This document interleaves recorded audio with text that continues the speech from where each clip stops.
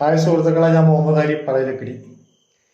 ഇന്നത്തെ വീഡിയോ എന്ന് പറഞ്ഞാൽ ഇസ്തിരിപ്പൊടിനെ കുറിച്ചിട്ടാണ്. നമുക്ക് ആദ്യം ഒരു തുണിയാണ്ട് ഇസ്തിരി ഇടാം. സാധാരണ നമ്മൾ ഫുള്ളായി ഹീറ്റായിട്ട് അറിയാണ്ട് പെട്ടെന്ന് ഇതേപോലെ ഫുള്ളായിട്ട് നമ്മൾ ഒരു ഇസ്തിരിയാണ്ട് ഇടുമ്പോൾ അങ്ങനെ ഒട്ടിപ്പിടിക്കും. ഇപ്പോൾ ഫുള്ള് നല്ല ഇസ്തിരിപ്പൊട്ടിയല്ലേ, ഇങ്ങനെ ഇടുമ്പോൾ തന്നെ ഇതേപോലെ ഒട്ടിപ്പിടിക്കും. അപ്പോൾ നമുക്ക് എന്ത് ചെയ്യാന്നുള്ളത് കാണിക്കാനാണ് വീഡിയോ. ഇതല്ലെങ്കിലും സാധാരണ പോലെ തന്നെ ഇസ്തിരിട്ട് ഇങ്ങനെ ചൂടായിട്ടുണ്ടാവും. അപ്പോൾ ഇതെങ്ങനെ കളയാൻ പെട്ടെന്ന് എന്നുള്ളതിനെ കുറിച്ചിട്ടാണ് ഇന്നത്തെ വീഡിയോ. ഇത് നന്നായി ഉരുക്കി പിടിച്ചിട്ടുണ്ട് കണ്ടോ.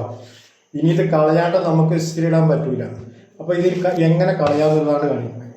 ആദ്യമായിട്ട് നമുക്കിത് ഇസ്തിരിപ്പെട്ടിയിൽ കൊടുക്കുക. സ്വിച്ച് ഓൺ ആക്കിയിട്ട് ഫുള്ളായിട്ട് ചൂടാക്കണം.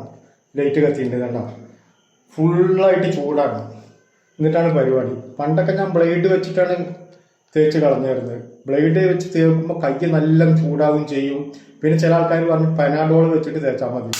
ചില ആൾക്കാർ പറഞ്ഞ് പിന്നെ പാരസെറ്റമോൾ വെച്ച് തേച്ചാൽ മതി. അതും കൈ നല്ല ചൂടാവും ചെയ്യും, ഒരുപാട് ഗുളിക ചിലവാകുകയും ചെയ്യും.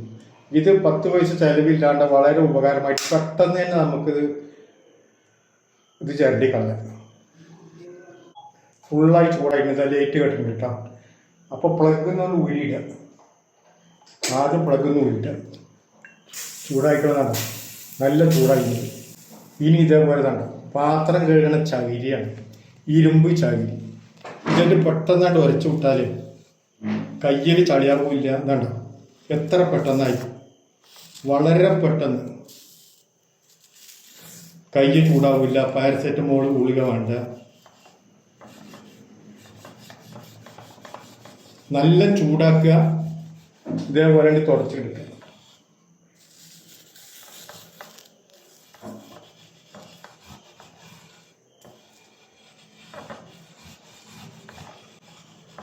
ഒരു മിനിറ്റ് പോലും ആയില്ല കണ്ട, എത്ര ഉഷാറായി. പുതിയ ഇസ്തിരിപ്പെട്ടി പോലെ ആയില്ലേ. പാരസെറ്റമോള്, ബ്ലേഡ്, കൈ ചൂടാകല് ഒന്നും വേണ്ട. വീഡിയോ ഇഷ്ടപ്പെട്ടില്ലേ? ചകിരി ഒന്ന് ഉണക്കി എടുക്കണം എന്നാണ്. അടുപ്പിൽ കത്തിച്ച് കാണിച്ചിട്ടൊന്ന് ഉണക്കിയാൽ മതിയെന്നാണ്. എത്ര ഉഷാറായി. വീഡിയോ ഇഷ്ടപ്പെട്ട് കാണുമെന്ന് കരുതുന്നു. Okay, good bye.